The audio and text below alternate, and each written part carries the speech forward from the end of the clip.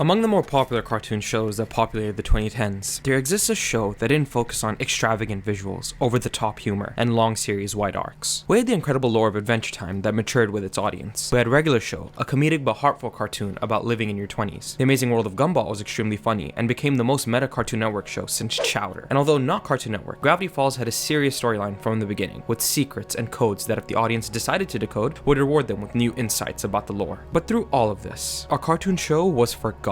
A show that excelled in subtlety and focused on themes of death, fear, self-acceptance, and redemption. This is Over the Garden Wall.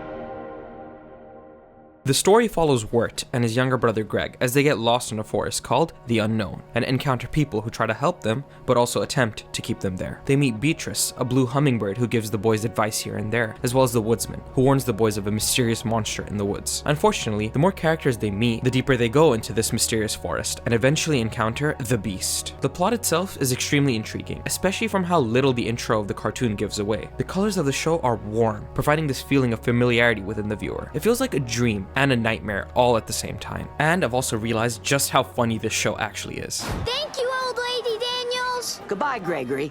And please don't call me old lady. Yes, sir, young man. Hey, Wirt. Hey, you two robbers. You're under arrest. Just kidding, happy Halloween. Hey, stop running in the street. Just kidding, happy Halloween. However, this show wouldn't nearly be as strong if it weren't for the exceptional characters. One of the main characters is Wirt, who is portrayed as an anxiety-ridden high schooler who takes the world too seriously. When it comes to decision making, he almost always chooses the wrong choice, leading the pair deeper into the unknown. In the penultimate episode, we learn that Wirt thinks of himself as an outcast, and that the people he goes to school with, including his crush, all see him as beneath him. In reality, they all view him as a friend. Oh, hey, guys. I don't know what he said, but it wasn't true. Oh, hey, Wirt, how's it going? Yeah, well, see you around, guys. The girl he has a crush on, Sarah, wants him to join them when they want to go to the cemetery, but he lets his anxiety get the better of him, and he declines. We're then introduced to Jason Funderburker, a guy that Wirt's jealous of. Throughout the show, we expect the guy to be this asshole jock character, but his voice sounds like this. Oh, hey, Wirt. Let's go, Sarah. Toward the end, Wirt's pessimism gets the better of him, and he gives up hope on finding their way out of the forest, dismissing his younger brother's optimism at every turn. However, when Wirt comes face to face with the Beast who has captured his brother, he makes the correct decision. He's rational and completely outsmarts the Beast. I'm trying to help you. You're not trying to help me. You just have some weird obsession with keeping this lantern lit.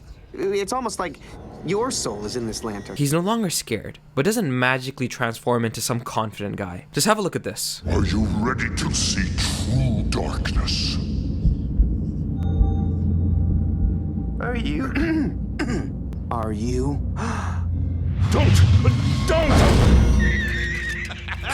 That little voice crack Elijah Wood performs is genius. It just further showcases that although Wirt is brave in this moment, he still has a bit of his anxiety, especially at the end when he tells his crush to come over to his house to listen to the mixtape he made for her, only to quickly backpedal. I love how the narrator even speeds this process up, because there's really no need to drag it out. The audience understands where these characters would head off after the show ends. That's another thing this show excels at: quality over quantity. It's only 10 episodes. Greg is Wirt's younger brother. I'll be honest, when I was a kid and I first watched this show, I found Greg pretty annoying. Yeah, I know, come on. Upon further rewatches, I've started to like him a lot more than Wirt. The kid has an optimistic and positive outlook on life, making it a perfect contrast to Wirt's pessimism. What I love most about him is in the end, when he's about to succumb to the Beast, he admits to Wirt that he stole the rock he constantly makes rock facts about. It shows that he isn't infallible, and that he's able to come to terms with his mistake. This connects to our next character, Beatrice. Beatrice was a human who, after killing a bluebird with a rock, cursed her entire family to become bluebirds. Her name is a clear reference to Beatrice from Dante's Inferno, serving as a guide for our our main characters just as Beatrice did for Dante. She's smart, but emotionally distant. It is said that she made a deal with this character named Adelaide of the pasture, that if Beatrice found 2 boys for her, she would be able to turn Beatrice's family back to humans. Although initially she tries to get the boys to Adelaide, she begins to grow attached to them,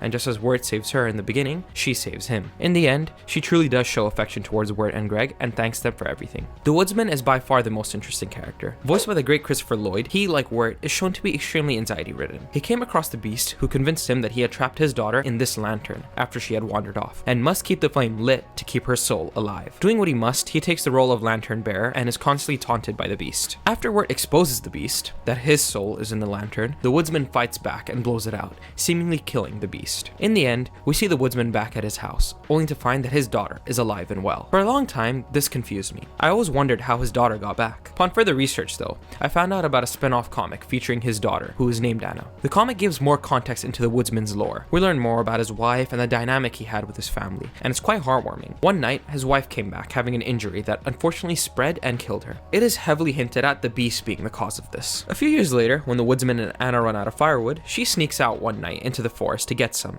and comes across the Beast. Later, the Woodsman then heads out to see the hood of her daughter at the feet of him. The Beast uses this to manipulate the Woodsman into thinking his daughter is in the lantern, where they make a deal. In truth, she managed to escape him and got back home, waiting patiently for her father. Regardless of whether you have or haven't read the comic, having them reunite at the end was so satisfying and touching. The Beast is an incredible antagonist. You don't need to know much about his backstory to be intimidated by him. His voice and simple shadow design are so perfect. It is quite clear that he's supposed to represent death or even the devil, given how hyper-focused he is on manipulation. What I love is the brief moment we get to see what he looks like underneath the shadow. He looks like a tree, with presumably a bunch of souls he's captured in the unknown. What I also love is how he's outsmarted by Wirt at the end. The Beast is a coward, always taking advantage of those vulnerable, but he fails to get Wirt. It doesn't even end in a large over-the-top battle. Wirt simply outsmarts him with common sense. This is another reason why it's such a standout among other cartoons. Now, I have to mention just how beautiful the soundtrack and sound design of the show are. From the main theme, to the songs in the show, to how when Wirt is about to succumb to the Beast, you hear a small ringing of a phone, showcasing that Wirt is about to call him out on his bullshit.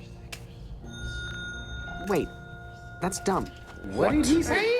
I also love how the intro orchestra playing the show's main theme subtly includes the faint sound of a train chugging and a horn blowing right before the episode begins. This all makes sense when we find out how Wirt and Greg got to the unknown. So this brings us to the main question. What is the true meaning of the show? There have been a variety of theories and interpretations as to what the unknown was and what Wirt and Greg's journey meant. The ending seems to suggest it was a kind of dream, but it's definitely not as simple as that. Most seem to think that Greg and Wirt had a near-death experience, and the unknown is a place between life and death, potentially purgatory as I alluded to before. Beatrice is the guide and the Beast is the devil himself. I agree with this interpretation. Greg and Wirt narrowly escape the train and roll down the hill into some water. They're slowly dying as they progress further into the unknown, and if they don't find their way out, they're gonna drown. Just look at the small glimpses you can see in the first episode. It's Wirt trying to open his eyes as he drowns. You can even see the turtle. The sound of the train chugging during each title card supports this theory even more. It's as if Greg and Wirt can constantly hear the train that nearly killed them while they travel through the unknown. The horn symbolizes each episode being a train stop, suggesting that each area they go to is another dead world. Now, I just want to talk about the title itself. It's called Over the Garden Wall, and yet we're only ever shown the garden wall briefly. When I was a kid, I used to go to my backyard and play basketball, football, and cricket with my brothers. Surrounding the yard was a garden hedge, serving as the boundary between the neighbor's house. And naturally, countless balls were flung over the wall and they never returned. For those brief years, I always wondered what was over my garden wall. I know my mother was friendly with the neighbor, but I had actually never seen them. So naturally, I just let my imagination spiral, and movies like Over the Hedge didn't help either. It was that uncertainty that felt eerie, but also felt oh so fascinating. And that's why Over the Garden Wall spoke to me. It's a show that is relatable to anyone and everyone. Watching the show as a kid and as an adult gives you completely different perspectives. It isn't extreme or overblown. It's filled with complex themes about death and past sins, all in a kid's show. No character is infallible. No character is simple. The intro and ending being mirror versions of each other is a perfect way to end not only a cartoon,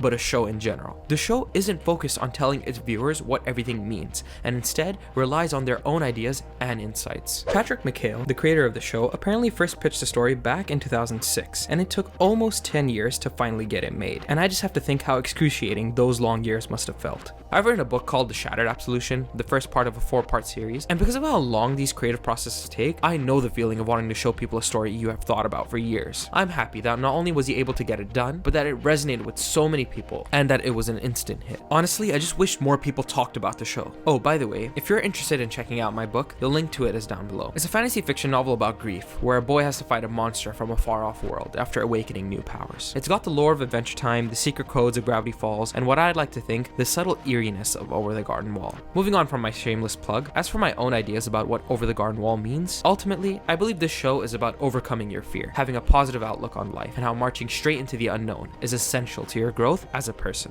Think about Wirt. His anxiety got in the way of making friends, and going out with the girl he likes, and presumably ends up killing him. I ask you, what is it about the unknown that's so scary? What are we so mortally afraid of? If you let fear dictate your life, you'll end up like Wirt before he arrived into the unknown. Be cautious like the Woodsman. Be smart like Beatrice. Be positive like Greg. And be courageous like Wirt is at the end. The unknown is out there, trying its best to scare you, but it's also trying its best to help you. So I ask you, are you willing to step out into the unknown? This is why I believe Over the Garden Wall is a true masterpiece in storytelling. And no matter how many years pass by, because of how much this show has affected me, I will never forget it. Please check out these videos where I talk about the other goated cartoons. I want to thank you all for 1,000 subscribers. I'm uploading pretty consistently and plan to talk about other shows, cartoons, movies, and games in the future. Please subscribe so you don't miss out. Comment below your favorite things about Over the Garden Wall and leave a like. Check out my novel down below, and thanks for watching.